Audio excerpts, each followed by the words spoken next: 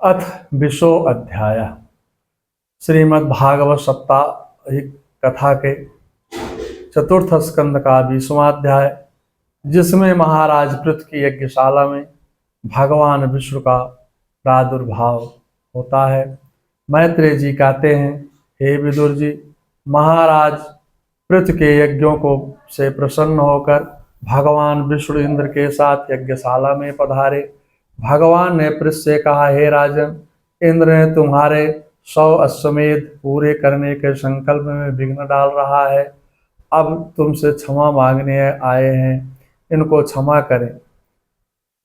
विद्वान पुरुष देहाभिमानी होकर किसी भी प्राणी से बैर नहीं करते हैं। ज्ञानवान पुरुष इस शरीर को अविद्या, वासना और कर्मों का ही पुतला समझकर इसमें आसक्त नहीं होते हैं। दृष्टात संपस्तो व्यस्त सूर्यो विनस्तमयी बौद्ध सौदाम। बुद्धिमान पुरुष आसक्ति और विपत्ति प्राप्त होने पर कभी हर्ष, शोकादि विकारों को वशीभूत नहीं होते, क्योंकि उनका प्रेम मुझ में सदा रहता है। सकल बाबा जी श्री रामचरितमानस में लिखते हैं, सकल कामनाहीन जे राम भगत रसले, नाम सुप्रेम पियो उस हृदय तिहु की है मन में। जिन्होंने मेरे चरण कमलों का आश्रय बना रखा है, ऐसे जीव सांसारिक विपत्तियों को संपत्ति ही समझते हैं। फिर बाबा जी लिखते हैं, का हनुमंत विपत्ति प्रभु सोई, जब तब सुमिरन भजन न होई। विपत विस्मरण विष्णु संपन्न नारायणम स्मृतम। भगवान को भूल जाना ही सबसे बड़ी विपत्ति है। भगवान की स्मृति से सबसे बड़ी संपत्ति है। राजा का कल्याण प्रजा पालन में है, और आप सब में समभाव रखकर प्रजा पालन करें। उसमें परलोक में प्रजा के पूर्ण तथा छठा भाग मिलता है। इसके विपरीत जो राजा की रक्षा तो नहीं करता, किंतु उससे कर वसूल करता जाता है, उसका सारा पूर्ण प्रजा छीन लेती है, और बदले में उसे प्रजा के पाप का भागी होना पड़ता है। हे राजन, मैं द्वेषहीन समदर्शी प्राणी से प्रसन्न होता हूँ। वरम चामत्तम कंचनम मानवेन्द्रम ते गुणशीलता। हे राजन, तुम्हारे गुणों ने और स्वभाव से मुझे को वश में कर लिया है, अतः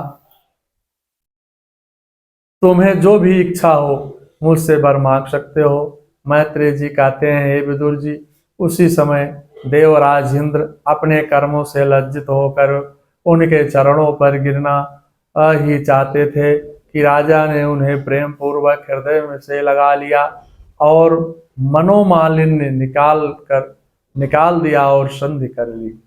मैत्री कराकर भगवान जाने को तैयार हुए, पर पृथु के प्रेम के कारण कुछ न कर सके। पृथु के शरीर में रोमांच हो गया, नेत्रों में अश्रुधारा निकलने लगे और हाथ जोड़कर भगवान से बोले, ना कामे नाथुम तत्यामं कुंचित यस्माचरणाम्बुजास्वा वहन्तुम मम मानस्तुम विदित्तुम करणायुत शेषमे वरम।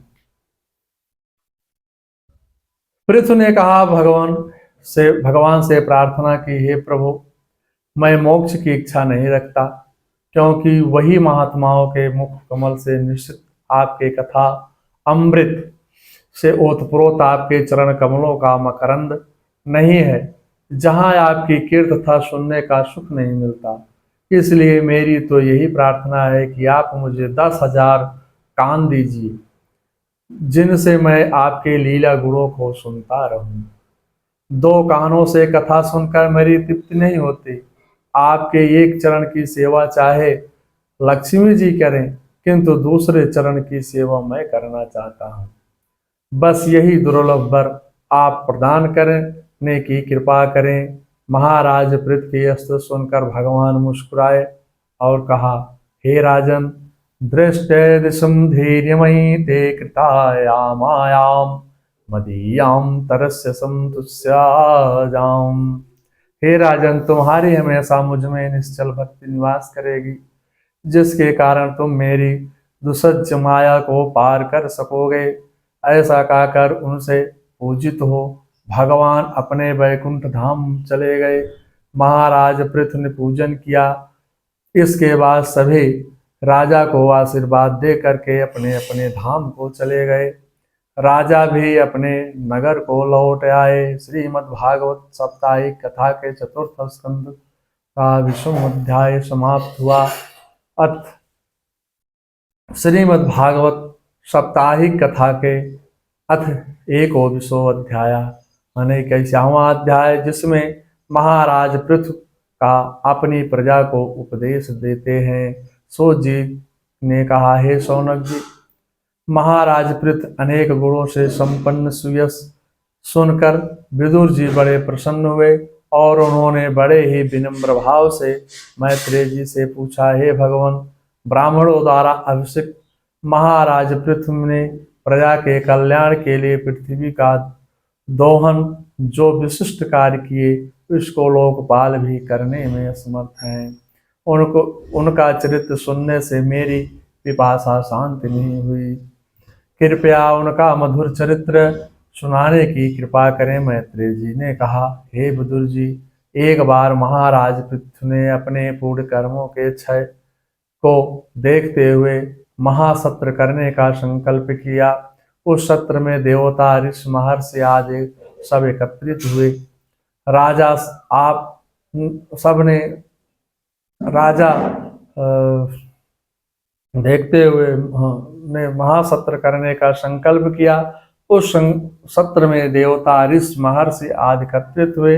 राजा ने सबका यथोचित आदर सत्कार सम्मान किया। फिर सभा में हाथ जोड़ करके कहा कि आप लोगों ने मुझे प्रजाजनों का शासन, उनकी रक्षा, उनकी आजीविका, आप लोगों मेरी प्रार्थना, आपका आजीविका का प्रबंध तथा मर्यादा पालन करने के लिए राजा बनाया है। राजा का कर्तव्य है कि प्रजा को धर्म एवं मर्यादा के मार्ग पर लगावे, जिससे राजा तथा प्रजा दोनों को ही पूर्ण का लाभ प्राप्त हो सके। मेरी अभिलाषा है कि, मेरी इच्छा यह है कि प्रजा सर्वात्मा सत्यनारायण के चरित्रों का श्रवण, मनन, कीर्तन, निर्ध्यासन करे और उन्हीं के शरणागत होकर जीवन यापन करे। जो राजा प्रजा को धर्म मार्ग की शिक्षा न देकर केवल उसे कर वसूलने में लगा रहता है, वह केवल प्रजा के पाप का ही भागी होता है